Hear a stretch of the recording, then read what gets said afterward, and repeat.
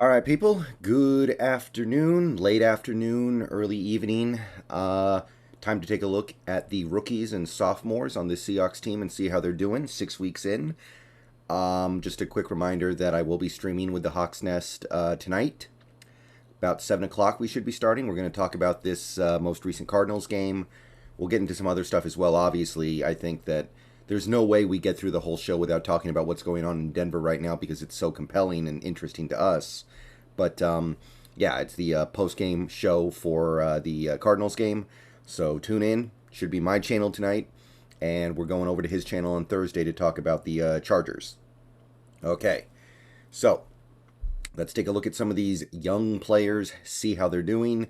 Starting with the offensive line, neither Cross or Lucas played especially well, though for whatever it's worth, when you take a look at the numbers in totality, it's not particularly terrible either. They definitely got beat on some plays. Cross allowed 3 pressures and picked up, I believe, 1 penalty, and Lucas allowed a sack, allowed a pressure on the sack, of course, and picked up, I believe, a couple penalties as well. But their PFF grades were mostly stagnant. I think Cross literally stayed exactly the same, and Lucas dropped like 0.2. So these are still quality players. These are still quality players.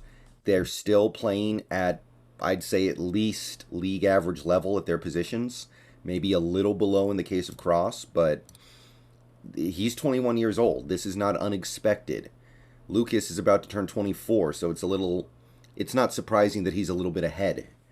And I think he's getting some slightly softer matchups compared to Cross. Cross is having to deal with some killers. So they're both still on track in my mind. Cross has allowed 14 pressures, which sounds like a lot, but if you compare it to the top left tackles in the league, he's not that far off. So I think we have a special tackle tandem here, and I'm excited for where it goes. Linebacker, Maffei's still the only one who's really playing right now. I added pressures, by the way, to this chart because it's important for evaluating a player like Maffei. He didn't have his best game. I didn't notice too much from him. He picked up a few tackles. There was one play I noticed where he completely whiffed on I think it was a Kyler scramble. I think it was a Kyler scramble, and it just kind of looked ugly. I didn't really notice him outside of that, but I do believe he's an important part of this defense, maintaining a high level of play going forward, because he can at least hold up against the run. He can set the edge, and he can give the rest of the defense a chance to make the play, even if he's not the one making the play himself.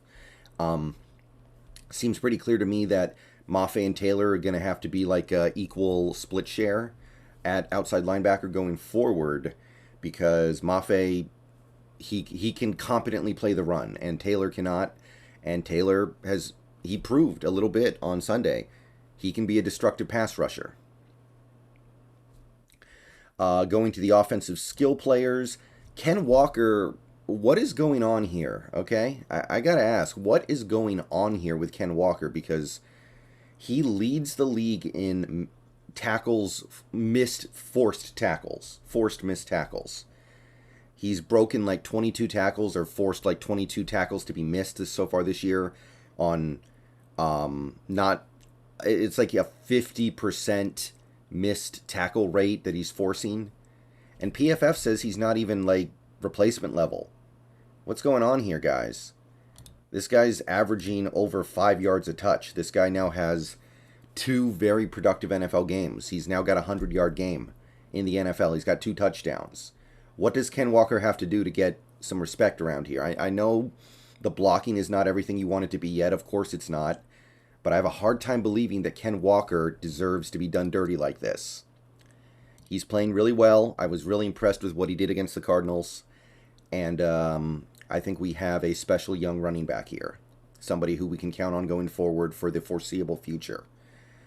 Derek Young played a little bit. His PFF grade went up a little bit just through run blocking, I think. But he obviously didn't get the ball thrown his way. Eskridge, his PFF grade went way up, 63.1 now. So he's actually like above replacement level. 3 catches for, hold on, let me check the edit history here to be sure I get this right. 39 yards, 3 first downs on 3 catches, by the way. So maybe we can start trending in the right direction here. He's got a lot of work to do to catch up, but maybe, can never rule it out. Stranger things have happened than a 25-year-old player suddenly figuring out how to play football after looking completely lost for a season and a half. So he doesn't have to do a ton in this offense. He doesn't. He with what we're doing with tight ends and what we're doing with Metcalf and Lockett in most games, Eskridge doesn't need to catch 10 passes a game. He can just catch a few, and he'll be fine. He'll be doing his job. But it was a big step in the right direction, played a good game against the Cardinals, and I guess I'm a little excited about that, as much as it feels like backhanded compliments we're paying him. I know the guy has some ability on a football field. Not a lot, but a little. There are some things he does well. And the big one, the big juicy one, we have defensive backs. This is where things start to get really, really sweet for this rookie class, which, by the way, already really good. We have 2 tackles who have played every snap so far this year. Like, that's pretty incredible. But the real fun stuff starts with the defensive backs, with Coby Bryant, Tariq Woolen, and now I think we can throw in Joey Blount a little bit as a special teamer, but special teams are part of football as well, and right now he might be our best special teams player. Coby, PFF grade went up over 10 points. He played a really good game against the Cardinals. I think his coverage was better. He had his first career pass defensed. The forced fumble was awesome. But I didn't see him get roasted the way I did in some of the previous games. I don't know what his exact coverage metrics are yet. I haven't seen them yet. But I'm guessing they're a lot better than most of his previous games. I didn't see him giving up a bunch of completions. I saw him being involved in a lot of plays. I think he had 8 tackles in this game, and I don't think it was a thing where he was giving up a ton of receptions and then just making the tackle after the first down. I think he was actually getting his nose in there and making meaningful plays. Obviously, we're talking about a guy who now leads the league in forced fumbles with 4, and his coverage is now starting to trend in the right direction as well, so we're going in a really good place with Coby. Tariq Woolen, PFF finally decided to give him some props. PFF grade boosted all the way up to about 72.